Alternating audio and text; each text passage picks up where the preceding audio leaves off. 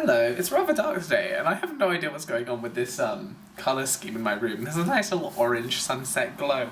Don't have any time today to really film a video. Gonna give it a go anyway.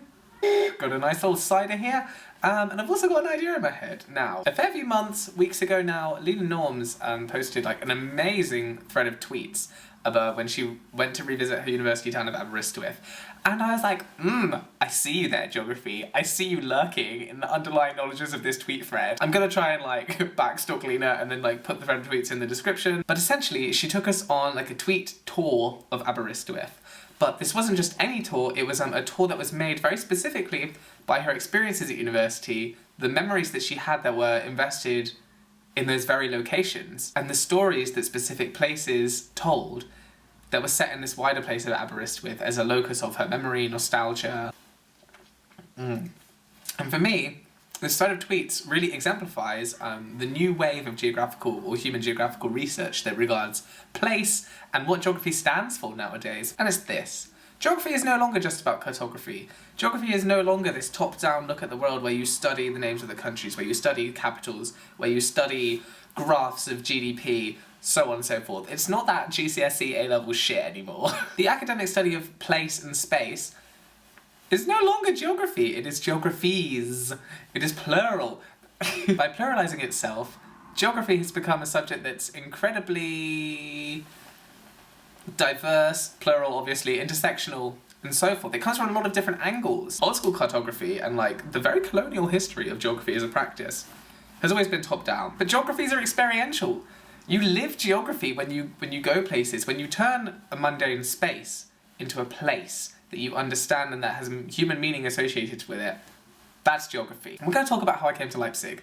I moved here in September, so I'm still fairly new here. When I came here, didn't have a phone, didn't have a map, didn't find a map for ages, and I felt a huge sense of dislocation. But the way that this city moved from a place of new arrival to a place of residence, and now increasingly to a place of home and economic security, it was experiential. I had to physically go through the streets, chart the way that like frequency of buildings suddenly became landmarks in my mind, the way that I could situate myself in relation to the physical place around me. This is the process in which I understood the geography, and no amount of studying a map top down could do that for me. Which parks near me have the best feel? Which roads are the busiest? Which roads are more dangerous? Which businesses do I like to frequent? Where is my place of work? Where do my friends live? Which are the best bars that no one knows about?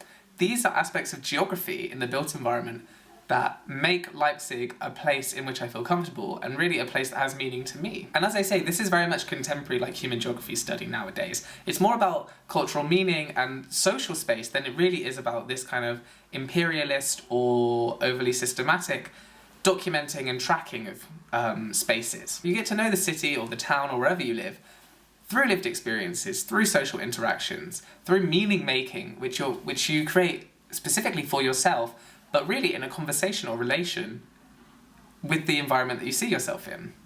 Do you know what I mean? So when, in this tweet thread, for example, Leena, I actually can't really remember what it is, but Leena says, for example, this is a cafe I used to go to. Many memories were had here.